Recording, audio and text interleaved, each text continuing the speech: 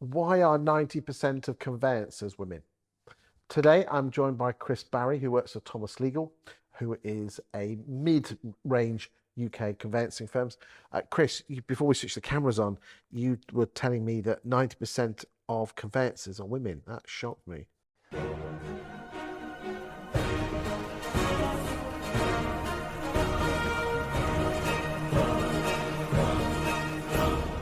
Yeah, there are two issues, I think. Number one, there aren't enough discussions about conveyancing as a viable career for people. So people aren't leaving law school wanting to be in conveyancing, and maybe the property sector as a whole. I speak to lots of mortgage brokers, owners of mortgage brokerages, and lots of estate agents, and they all tell me that we're struggling to get people in at the bottom end who want to learn, want to develop, and see this as a career for many decades. So we're certainly seeing that as well in the conveyancing world.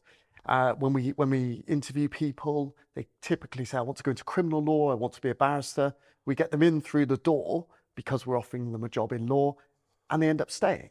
So obviously, once they get in, they can see behind the curtain, they enjoy it, which is great. But what I want to do is get that message out to people who are just leaving school now to actually say proactively, consider this, don't just fall upon it by mistake. So one issue is we're not getting enough. The other issue is that in conveyancing particularly, the majority of people that we're getting into the industry are women. It's very women dominated. And we talk a lot about relationships between conveyancers, mortgage brokers and estate agents.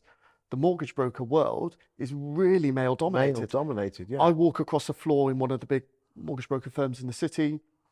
It is a sea of men.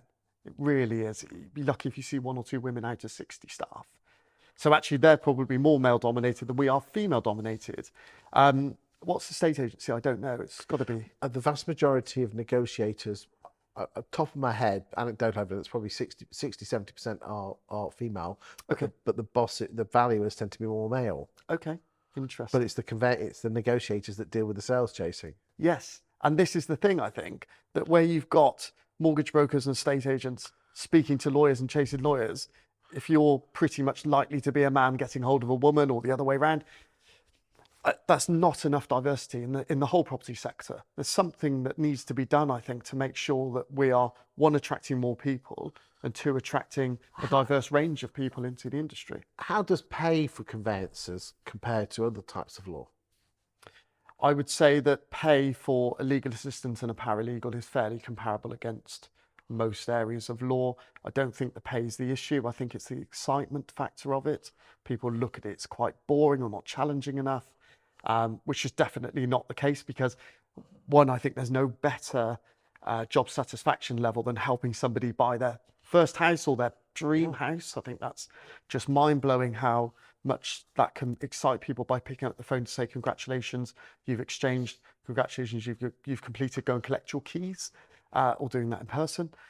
But it's just not highlighted as a viable option. So people go to law school, they study for a law degree, and conveyancing isn't mentioned. They maybe do a bit of land law, but it's not conveyancing in its conventional state as we know it. So if they're not learning about it, why would they consider it? It needs to be tackled at a very early stage of education. Chris Barry, thank you for your time today. Thank you for having me.